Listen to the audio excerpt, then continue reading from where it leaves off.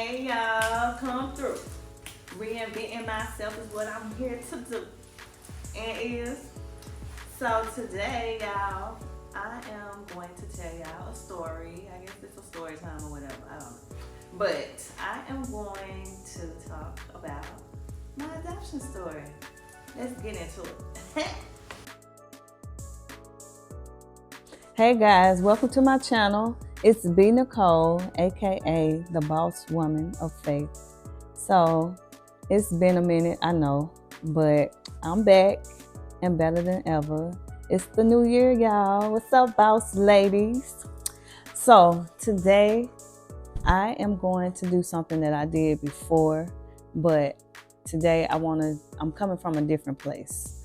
I was in I don't want to say a dark place, but I was in a place of hurt and anger when I told this story before. So I want to come back and I want to reintroduce myself. And by doing that, I have to reintroduce my story so you know a little bit more about who I am. All right, so I was born in 82. I'm an 82 baby. And I am 41 years old. I grew up in Little Rock, Arkansas. I had older parents. They were very loving parents. They were strict, but not too strict. I had a good childhood. I grew up in the church. I was the only girl. And so the special thing about my parents, they adopted me. They got me, I believe, don't quote me because I still don't know to this day, but somewhere in a month to 2 months old. And for as long as I can remember, when I could understand, that's when they began telling me, that they told me that I was adopted, but they never treated me any different. They had cards and all types of welcome gifts and everything from when I was a baby. They showed me the cards as I got older of all my family members welcoming me into the family. And everybody in the family always gave me lots of love, and I was one of the favorites. So, like I said, I was the only girl, and I have two brothers. My younger brother, Morgan, what's up, boo? Love you. He is, I think he's 34, 35. Don't quote me.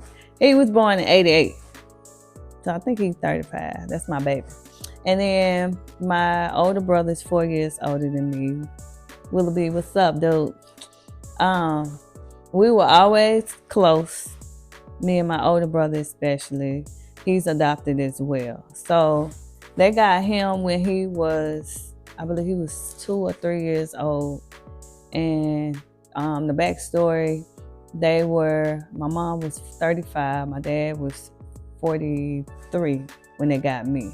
And so I think they had been trying to conceive a child of their own, but could not. So since they were getting older, they decided to adopt. So they got my brother, and then later on they got me. And then later on they had my baby brother. Look at God. So like I said, we was very close. We took family vacations. My parents were very much in the church. My dad was a singer. He was in a group called Design 5 out of Little Rock, Arkansas. It's old school, but they still got it going on to this day. We used to always be in church at some type of musical quartet program. And if we weren't in church, we were with family. And that was my life. And it was wonderful. So I remember when I was around 16, I started asking, I always had this thought, like, where did I come from? Who do I look like? When I was 13, I was in junior high school. Me and my cousin, we went to school together, and we were real tight. We're still tight to this day. But we were in the band room, and I remember we got into it, and she made the comment, that's why your parents didn't want you, and you're not really a part of our family. Oh no, she didn't. And I remember that hurt me so bad, but we made it right after that. But that never left me, and I'm like, she right. Like, who is my real family? Who do I look like? Who do I act like? Where do I come from? So when I was around 16, I started asking my parents, like, do you know, did you meet them? Did you meet my mom, my dad, And they didn't try to hide anything from me ever. They just told me that she was young.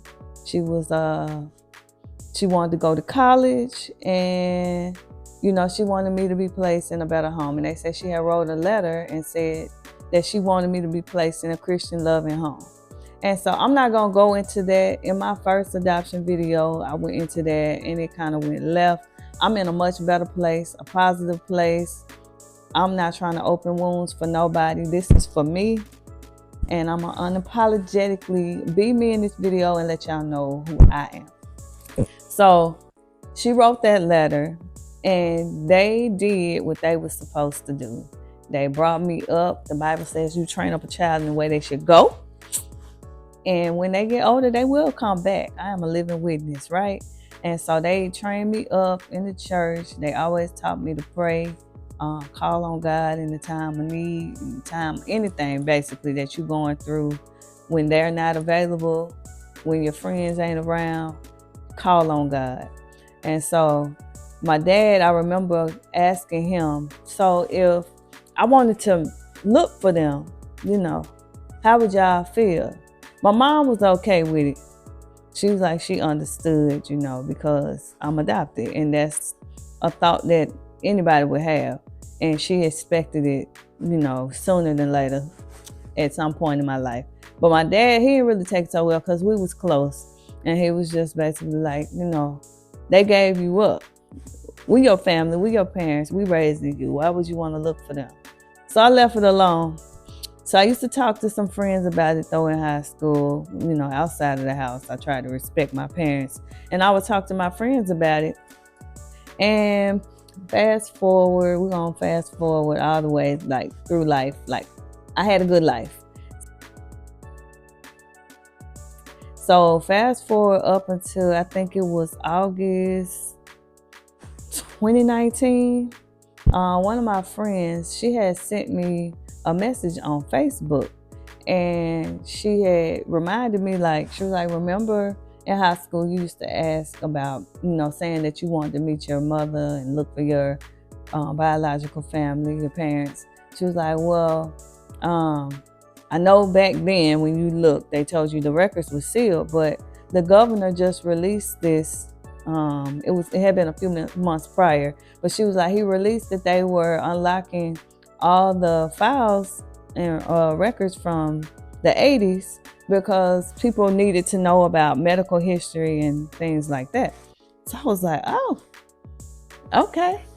And so I came home. I was stationed in Germany at the time. I'm in the military. 18 years, boo. I was stationed in Germany at the time, and I remember talking to my parents. My dad had gotten older, and he was basically going down fast. So I came home on emergency leave, and while I was home, I decided to pursue that opportunity, and I went. I paid to have my records, or for them to find my records, basically. They told me it was going to take a minute because they had to hand pick through all the records to find mine. But they collected my info. I paid, and they told me once they found them, they would contact me. So I was like, cool. So finished my 30 days at home, went back to Germany, did a turnaround trip in 30 more days, and came back. And I think it was 10 days, something like that, after I returned, my dad passed away. So it didn't almost take me out, but it hit me real hard. My dad and I were very close. I got to spend a lot of time with him during that the last 30 days, talking, letting him know how much I appreciated him for raising me and doing a good job, singing with him, loving on him, all of that. And he told me he was ready to go. I received it, and I asked him to wait until I returned. He did that, and we sent him off to be with God in a wonderful way. So I was at peace with that. And so now it was time, I didn't have time to grieve. It was time to be there for my mom.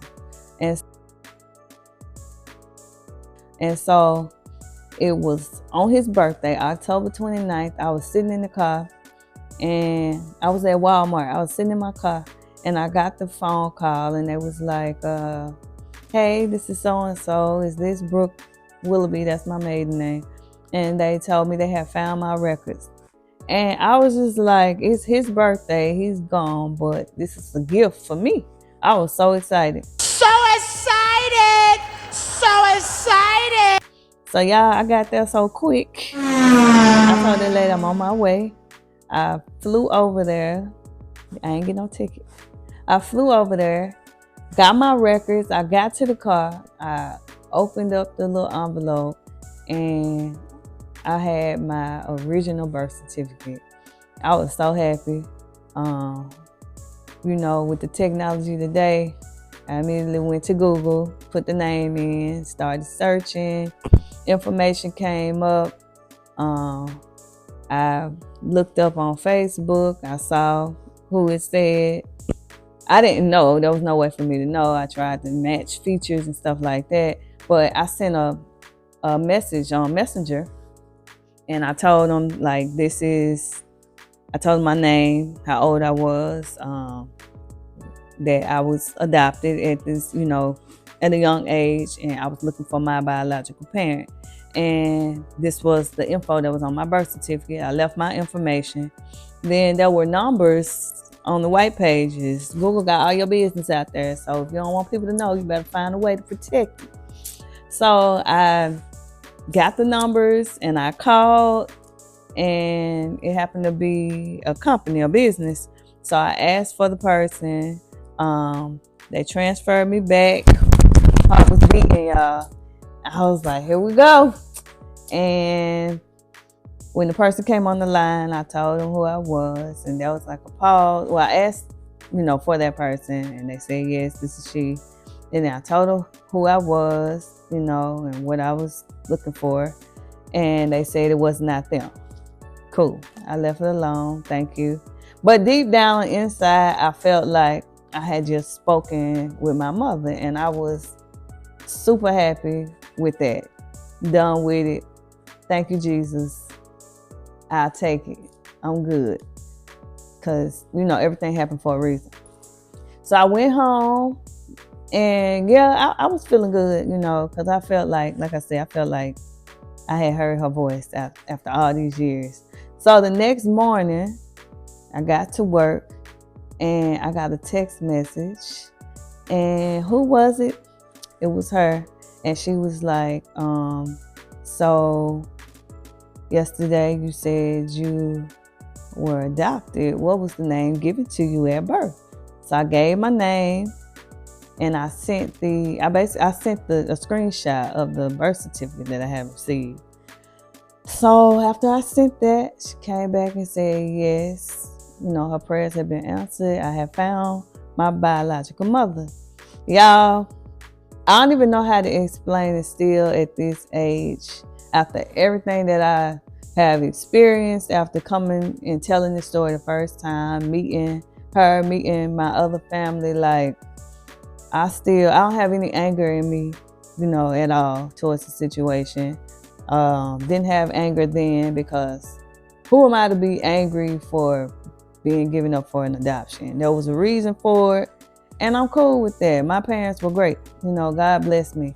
But I can't describe the feeling. It was like a dream come true, because I had been looking all my life, you know, or wondering all my life.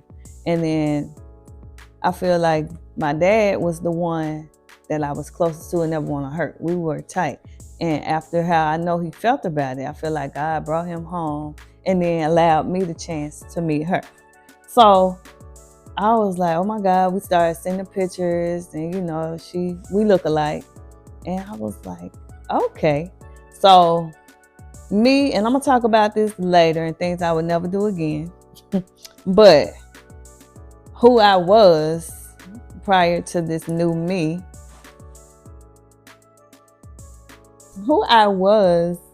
I let people in and get close very quick. You know, I trust you up front, and then when you do something, it's over with. Depending on the level and who, you know, the type of relationship, I might give you chances, but once it's done, it's done. Once that trust is broken, I might forgive you and try to move forward, but we ain't never really gonna get back to where we were. And once it's all the way done and I'm done, I'm good. So, I let her in. I went ahead, I dove in, y'all. I'm excited. Like, I was, 37? I've been waiting all my life. I'm not a baby. I was not a baby at the time. I felt like we could just pick up. That's probably me wishful thinking, because I didn't think about where that might take her, where she was at emotionally with it. I was just excited. And so if I could rewind, I probably would have went slower and tried to ease into the situation for both me and to protect her and her feelings as well. But I didn't do that. So we dove in. I did. And I feel like we was on the same page. You know, we was exchanging pictures. We was talking. We started talking every day. She would call me before work early in the morning. We would FaceTime. It was just like mother and daughter. Like, I had just been away for a while and we had just picked it back up. We act alike, you know, and I don't want to get emotional.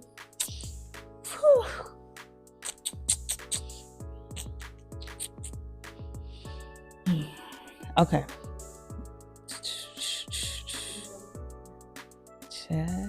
Okay, so it was like, you know, it was just the homie, but only it was my biological mother, and me being a grown person, like, I could spend that time with her without hurting people's feelings, without having to get permission, try to set a point. We could just go. At that time, I was buying my first home. It was like the timing was perfect. I had just got back. My father had passed. I was down, y'all. And that was like the joy that had came back to me. I was so happy. And I let her come to my new home. And it ended up like, I had asked her I told her where I was going to be moving to and where I was going to live. And she just so happened to live in the same city. Had been there for a long time. So growing up, we was only like maybe 10 minutes away from each other my whole life. And now we were going to be like 5 minutes away where I was moving to. So I invited her over to my home, y'all. I dove in. I was going to give her a key. She did her thing in the social media world. And so we was talking about plans of her doing different things at my home. And I was just wide open. Like, I didn't look at it like this is a stranger that you just meeting. I looked at it like this is your mother that you have found. And I was going to treat her like the mother that raised me. Because that's just me. That's the type of heart I got. I was going to give her whatever I had and share whatever I had. That's what I was going to do. And we was going to make up for that time that we never had. Well, I guess I was going too fast. She introduced me to family. Family immediately started reaching out on social media platforms. I would ask her, who is this? She told me I have 2 siblings on her side, a sister and a brother. She told them about me. I talked to them. We met. My sister, she and I, we look alike as well. She's a beautiful young lady, my baby sister. Praying still that one day we will be able to talk and build a relationship. I know all things are possible with God. But she has a loyalty to her, which I understand because that is who raised her. And where we are now, we do not speak. So me and my mother, we don't speak. So my sister, I would hate for her to be in the middle, and I wasn't gonna do that to her. So I still will reach out and let her know every now and again, I'm here. I'm gonna always be here. You're my baby sister, regardless of us growing up or not. But I respect the boundary. So anyway, I met all these people. I met my 2 aunts, and My aunties are everything. Ever since day one, they've been there for me. I am deployed. This is my second deployment, and on the first deployment, they was everything. I lost my mother on that deployment, and so God allowed them to fill that gap, basically, them and others, but for sure them. It was wonderful to have biological aunties checking on me, talking to me every day. It was just amazing. And so we are still close to this day. A lot of things have happened, which things do occur when you're getting to know people. But we were able to push through and stay strong, and we are good. So I'm not gonna go into what happened with, how while we're not talking. It's not important. It doesn't matter. Those doors are closed and in God's hands. So we're gonna leave it there. But I ended up, what was it? I had a new baby. I have a 2-year-old son. I have a 15-year-old daughter, and I have a 7-year-old. But in that time, I was able to meet my father's side. 2 more sisters, 2 more brothers, and I just met all my family. I found out that one of my cousins was already real cool, and now we even tighter. We went to high school together. He dated my best friend in high school, and yeah, we was always around each other. And yeah, I had met my aunt before, been to the house, everything. We didn't even know. So I met all of my father's side. Everything is all good, and I just can't thank God enough, y'all. I just, we be wanting stuff and say He'll give you the desires of your heart, but sometimes that is not always good for you. What you asking Him for might not be good for you, or it might not be good at the time. Like, yes, after going through the YouTube experience, like I told y'all in the beginning, I told this story, and I was coming from a place of hurt and anger and probably misunderstanding, because I didn't understand her feelings. So to you, I want to tell you, I apologize for that, and I ask that you forgive me, because I'm going to always keep things right with God. And in order to do that, I have to forgive myself when I do things wrong, and I have to forgive others when they do me wrong. And I have to ask for forgiveness. And so I apologize to you for whatever it is, me not understanding you, me putting that video out like I did the first time. I wanted to be known. I wanted to be accepted. But God accepted me. My family, He gave me, accepted me. And that's all that matters. So I wish you well. I hope, God continues to bless you. And I'll say to other people that have been adopted, like, you're going to always have that feeling in you. You're going to want to know. Don't feel bad about it. If you want to do something, go look, go search. But don't press, don't push it, don't force it. Because sometimes if you're spiritual especially, and you trust and believe in God, and you ask Him for things, if He's saying no, it's a no, let it go. It's a no for a reason. When He closes doors, sometimes it's for protection, for your protection. You keep trying to open it, He's going to let you go on through that door. And everything that you might find in that open door, it could destroy you. It could hold you back from blessings. You never know. He will still be right there to pull you through at the end. But we be hard-headed. So sometimes He got to just step out the way and let you do what you're going to do. And then be like, come on back. Come on back. And that's what, happened with me. I didn't really try to force it. I just didn't understand, and it was hard for me to let go. But I have let that go. I have moved on. I am prayed up. I stay up. It's 2024. He opened a new door, and we finna make it do what it do, okay? So